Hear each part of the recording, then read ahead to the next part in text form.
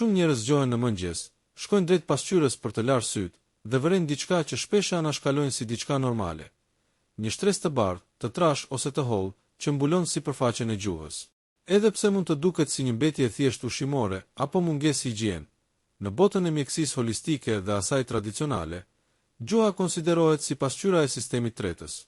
Kjo shtresë, e njohur ndryshe si ama në mjekësinë ajurvedike, nuk është gjë tjetër veç se një grumbullim i mbetjeve metabolike, baktereve, qelizave të vdekura dhe toksinave që trupi ka tentuar të nxjerrë jashtë gjatë natës, ndërkohë që ju flinit dhe sistemi juaj po kryente proceset e rigjenerimit. Kur flasim për toksinat dhe stomakun, lidhja është e drejtë për drejtë dhe e pashmangshme. Stomaku është motori i parë i madh i zbërthimit të lëndëve ushqyese, dhe nëse procesi i tretjes nuk shkon siç duhet, ushqimi mbetet i patretur plotësisht, duke krijuar një mjedis fermentimi. Ky fermentim prodhon gazra dhe mbetje që udhëtojnë përgjatë traktit ezofageal dhe manifestohen në formën e kësaj shtrese në gjuhë. Nëse vëreni se gjuha juaj është mbuluar me një ngjyrë të bardhë të fortë çdo mëngjes, ky është një sinjal alarmi që stomaku dhe zorët tuaja po luftojnë me një mbingarkesë mbetjesh që mëlçia dhe veshkat nuk po arrin t'i procesojnë dot me shpejtësinë e duhur. Ky fenomen nuk lidhet vetëm me atë që keni ngrënë darkën e kaluar, por është një tregues i gjendjes kronike të traktit tuaj gastrointestinal. Kur sistemi tretës është i ngarkuar, aciditeti në stomak pëson luhatje dhe flora bakteriale e gojës ndryshon. Bakteret e dobishme zëvendësohen nga kërpudhat, si candida, ose mikroorganizma të tjerë që lulëzojnë në mjedise toksike. Prania e kësaj shtrese tregon se trupi juaj po përdor gjuhën si një rrugë dytësore eliminimi. Meqense gjuha është pjesa fillestare e traktit tretës, ajo shërben si një sistem paralajmërimi i hershëm. Nëse stomaku juaj ka vështirësi në procesimin e proteinave apo yndyrave, ose nëse keni një rritje të tepërt të majas në sistem, gjuha do ta tradhtojë këtë gjendje menjëherë përmes kësaj mase të bardhë që shpesh shoqërohet edhe me një shije të hidhur ose metalike në gojë. Për të kuptuar më thellë se çfarë po ndodh, duhet të shohim se si funksionon detoksikimi i gjatë natës. Ndërsa trupi pushon, ai kalon në një fazë intensive pastrimi. Mëlçia punon fort për të filtruar gjakun, ndërsa sistemi limfatik mbledh mbetje qelizore. Një pjesë e madhe e këtyre mbetjeve duhet të dalin përmes urinës ose jashtëqitjes, por kur këto rrugë janë të bllokuara ose të mbingarkuara nga një dietë e varfër, alkooli, stresi apo ushqimet e procesuara, trupi kërkon rrugë të tjera. Gjuha, duke qenë një membran mukoze shumë aktive, bëhet pika ku këto toksina shkarkohen. Kjo është arsyeja pse pastrimi i gjuhës në mëngjes me një kruajtëse të posaçme është një praktikë e lashtë, jo vetëm për frymëmarrje të freskët, por për të parandaluar rrithitjen e këtyre toksinave përsëri në sistem, sapo të pini gotën e parë të ujit apo të hani mëngjesin. Një tjetër faktor, kyç që stomaku po përpiqet ju thotë, është mungesa e enzimave tretëse. Kur ushqimi nuk dekompozohet siç duhet, ai qëndron në stomak më gjatë se ç'duhet, duke shkaktuar atë që njihet si tretja e ngadaltë. Kjo gjendje krijon një lloj mjegulle metabolike që reflektohet direkt në sipërfaqen e gjuhës. Nëse shtresa e bardhë është e përqendruar më shumë në pjesën e prapme të gjuhës, kjo zakonisht tregon për probleme në zorën e trashë, ndërsa nëse është në mes, lidhet drejt për drejt me stomakun dhe shpretkën. Injorimi i këtij shenje mund të çojë në probleme më serioze si fryrje kronike, lodhje të pashpjegueshme dhe një sistem imunitar të dobësuar. Pasi rreth 70 je imunitetit ton ndodhet në zor. Prandaj, gjuha e bardhë nuk është thjesht një çështje estetike, por një mesazh i koduar nga organet tuaja të brendshme që kërkojnë një pushim, një pastrim dhe një ndryshim në mënyrën se si po e ushqeni trupin tuaj. Për të hyrë më thellë në mekanizmat e brendshëm të trupit, duhet të kuptojmë se stomaku nuk funksionon si një ishull izoluar, por si qendra e një rrjeti kompleks që lidh trurin, sistemin imunitar dhe lëkurë. Kur gjuha fillon të shfaqë atë veshjen e bardhë karakteristike, ajo po tregon se procesi i dekompozimit të ushqimit në stomak po ndeshet me pengesa serioze. Në kushte ideale, acidi klorhidrik në stomak duhet të jetë i mjaftueshëm për të shpërbërë çdo protein dhe për të azhësuar patogjenët që hyjnë përmes gojës. Megjithatë, stresi kronik, ngrënia e shpejtë dhe përdorimi i tepërt i ushqimeve të përpunuara ulin prodhimin e këtij acidi. Rezultati është një stomak përtac, ku ushqimi qëndron më gjatë se ç'duhet, duke u kalbur putrifikimi në vend që të tretet. Ky kalbim liron gazra toksik dhe mbetje që ngjiten lart drejt ezofagut dhe depozitohen në papilat e gjuhës, duke krijuar atë shtresën që shohim çdo mëngjes.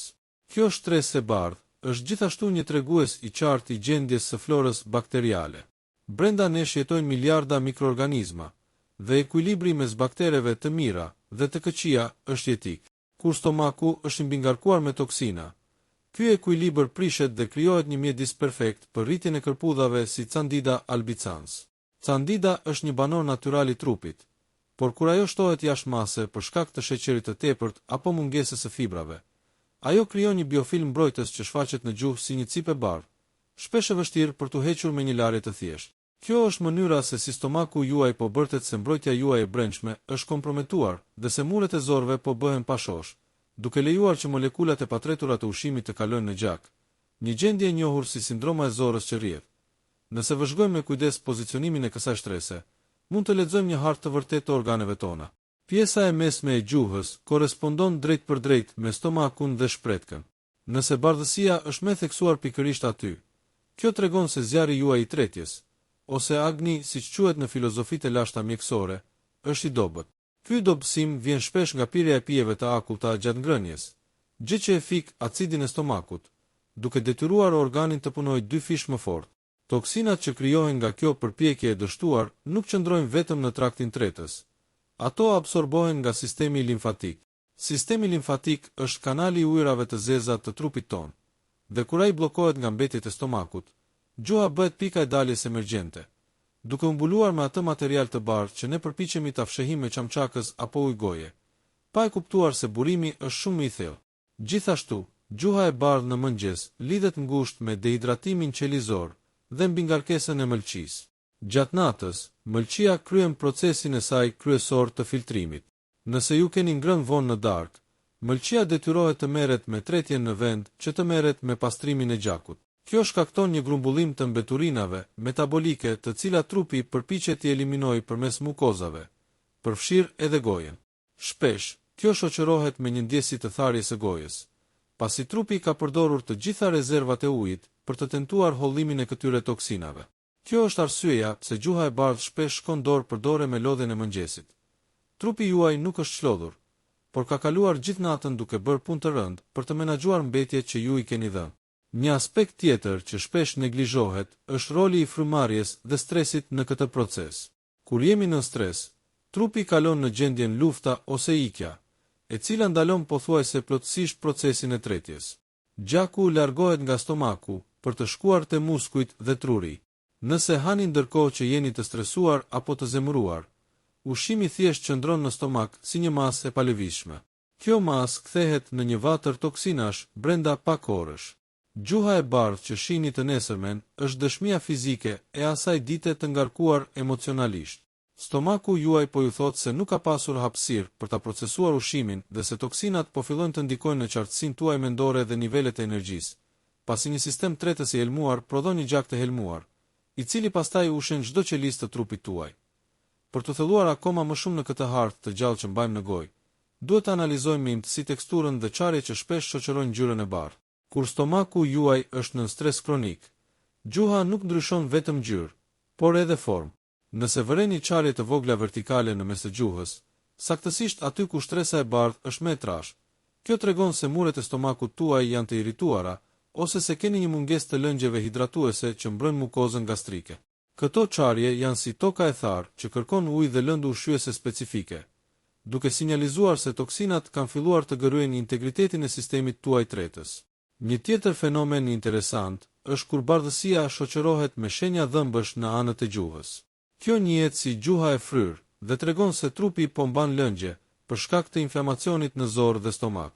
Kur sistemi tretës nuk arrin të eliminojë mbetjet, shpretka dhe pankreasi mbingarkohen, duke shkaktuar një ëndje të lehtë të gjuhës që shtypet pas dhëmbëve. Kjo është një shenjë e qartë se toksinat nuk po qarkullojnë, por po ngecin në nyjet limfatike rreth traktit tretës. Stomaku juaj po ju thotë se absorbimi i mineraleve është i bllokuar nga kjo shtresë mukoze, dhe se, pavarësisht se sa shëndetshëm mund të hani, lëndët ushqyese nuk po arrin në destinacion sepse dera është e bllokuar nga mbetjet. Nëse kjo shtresë e bardhë fillon të marrë një nuancë të verdhë, mesazhi i stomakut bëhet edhe më urgjent. Ngjyra e verdhë tregon praninë e nxehtësisë në sistem, që në gjuhën mjekësore përkthehet si inflamacion aktiv ose infeksion. Kjo mund të jetë pasojë e një akumulimi të tepërt të biles, lëngut të tëmthit që kthehet mbrapsht në stomak, ose një rritje dramatike e baktereve anaerobe. Në këtë pikë, toksinat nuk janë thjesht mbetje pasive, por kanë filluar të krijojnë një mjedis, acid që dëmton florën bakteriale dhe mund të çojë në gastrit ose ulqera nëse nuk adresohet përmes një detoksikimi të thellë. Rëndësia e këtij procesi lidhet edhe me atë që quhet biofilm oral. Ky biofilm është një koloni komplekse mikroorganizmash që komunikojnë me njëri tjetrin. Kur stomaku dërgon sinjale toksiciteti lartë, ky biofilm forcohet, duke krijuar një barierë që na pengon të shijojmë ushqimin siç duhet. Kjo shpjegon pse njerëzit me gjuhë të bardhë shpesh kanë dëshirë të hani ushqime me shije shumë të fortë, shumë krip apo shumë sheqer. Shisat e tyre janë të mpirë nga shtresa e toksinave. Kjo krijon një rreth vicioz. Hani ushqime të rënda sepse nuk ndjeni shije, gjë që shton toksinat në stomak, të cilat trashin më tej shtresën në gjuhë.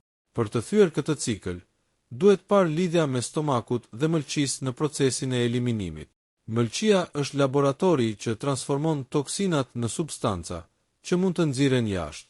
Kur mëlçia është e lodhur nga alkooli, barnat apo yndyrat e tepërta, ajo i dërgon mbetjet mbrapsht në qarkullimin e gjakut.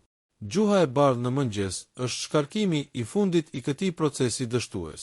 Është një thirrje për ndihmë që kërkon jo vetëm pastrim mekanik të gojës, por një ndryshim rrënjësor në oraret e ngrënies. Ngrënia pas orës 20:00, për shembull, është armiku më i madh i një gjuhe të pastër, pasi detyron stomakun të punojë kur ai duhet të ishte në fazën e vetpastrimit. Lidhja me sistemit nervor dhe stomakut është aq e ngushtë sa që shpesh shkenca i referohet zorëve si truri i dytë. Kur jeni në stres, sistemi nervor simpatik aktivizohet, duke dërguar sinjale që pezullojnë proceset e tretjes për të kursyer energji për mbijetesë. Ky pezullim bën që acidet e stomakut të mos prodhohen në sasinë e duhur, duke lënë ushqimin të bëhet pre e baktereve fermentuese. Rezultati është ajo shtresa e bardhë që shihni në mëngjes, e cila në këtë rast nuk është thjesht mbetje ushqimore, por një shkarkim i mbetjeve të shkaktuara nga kortizoli i lartë. Stresi e bën mukozën e gojës më të thatë, duke paksuar pështymën, e cila është vija e parë e mbrojtjes kundër toksinave dhe baktereve. Për të adresuar këtë gjendje, hapi i parë nuk fillon te furça e dhëmbëve, por te ritualet e mëngjesit që ndihmojnë stomakun të zgjohet dhe të pastrojnë mbetjet e natës. Një nga mjetet më të fuqishme është uji i ngrohtë me limon dhe pak krip deti. Ky kombinim funksionon si një detergjent natyral për muret e stomakut.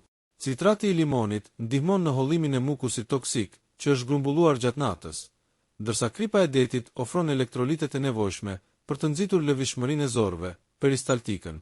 Kur pini këtë përzierje me stomak bosh, ju po i dërgoni një sinjal sistemit tuaj tretës se ora e pastrimit ka mbaruar dhe është koha për të nxjerrë mbetjet jashtë. Një tjetër aleat i jashtëzakonshëm në luftën kundër gjuhës së bardhë dhe toksinave të stomakut është xhenxhefili. Xhenxhefili përmban gingerol, substanca që nxisin prodhimin e enzimave tretëse dhe përmirësojnë qarkullimin e gjakut në zonën e stomakut. Konsumimi i një çaji xhenxhefili me pak mjalt pas vakteve ndihmon në parandalimin e fermentimit të ushqimit. Nëse ushqimi tretet shpejt dhe me efikasitet, nuk do të ketë mbetje që të udhëtojnë lart drejt gjuhës. Ky proces siguron që gjuha juaj të qëndrojë rozë dhe e pastër, duke reflektuar një mjedis të brendshëm ku toksinat nuk kanë mundësi të grumbullohen. Përveç këtyre, përdorimi i vajit të kokosit për oil pulling, shpëlarja e gojës me vaj, është një teknikë që tërheq toksinat direkt nga papilat e gjuhës përpara se ato të riabsorbohen. Vaji i kokosit ka veti të forta antibakteriale dhe antikërpudhore, duke goditur direkt candidën që shkakton bardhësi. Duke mbajtur vajin në gojë për 10 deri në 15 minuta çdo mëngjes, ju po pastroni jo vetëm gojen, por po ndihmoni edhe stomakun duke i hequr një pjesë të barrës së toksinave që vijnë nga mjedisi oral. Ky veprim krijon një barierë mbrojtëse që parandalon riinfektimin e traktit tretës me bakteret e dëmshme që lulëzojnë gjatë natës. Në nivel ushqimor, për të mbajtur stomakun të pastër dhe gjuhën pa shtresa, është jetike të shtohen ushqimet e fermentuara si kastraveca turshi, pa uthull industriale, lakra e thartë apo kefiri. Këto ushqime janë të pasura me probiotik natyral që luftojnë bakteret e këqija që prodhojnë toksina. Kur flora juaj bakteriale është në ekuilibër, muret e stomakut mbrohen nga një shtres mukoze e shëndetshme, e cila parandalon kalimin e helmeve në gjak. Sa më shumë baktere të mira të keni në stomak, aq më pak gjasa ka që trupi juaj të ketë nevojë të përdorë gjuhën si një kosh mbeturinash për toksinat metabolike. Përdorimi i medikamenteve, veçanërisht i antibiotikëve, luan një rol kritik në atë që stomaku juaj shkruan mbi gjuhën tuaj. Antibiotikët janë krijuar për të vrarë bakteret patogjene, por ata nuk kanë aftësinë të bëjnë dallimin midis miqve dhe armiqve. Kur merrni një kurë antibiotike, ju po kryeni një shpyllëzim të plot të florës suaj bakteriale. Kjo lë një vakum në stomak dhe zor, i cili mbushet me shpejtësi nga kërpudhat dhe majat rezistente. Kjo është arsyeja pse, pas një cikli mjekimesh, gjuha shpesh mbulohet me një shtres të bardhë qumshtore dhe të trash, që është tregues i një mbipopullimit të candidës. Stomaku po ju njofton se mbrojtja juaj natyrale është azgjësuar dhe se sistemi imunitar është tani pambrojtur ndaj toksinave të reja. Për të rikthyer ekuilibrin pas një ndërhyrjeje të tillë kimike, trupi ka nevojë për atë që quhet rimbjellje. Por përpara se të mbillni baktere të reja, stomaku duhet të jetë i pastër. Këtu hyn në lojë fuqia e agjerimit të ndërprer, intermittent fasting. Kur ju i jepni stomakut një dritare prej 16 orësh pa ushqim, ju aktivizoni një proces magjik që quhet autofagji. Gjatë kësaj kohe, stomaku nuk merret me tretjen e ushqimit të ri, por fillon të reciklojë mbetjet e veta, duke ngrënë qelizat e dëmtuara dhe duke zbërthyer akumulimet e toksinave. Shumë njerëz vëren se gjatë ditëve të para të agjerimit, gjuha bëhet edhe më e bardhë se zakonisht. Kjo nuk është shenjë sëmundjeje, por shenjë se trupi po nxjerr në sipërfaqe të gjitha mbetjet e fshehura thellë në indet e stomakut.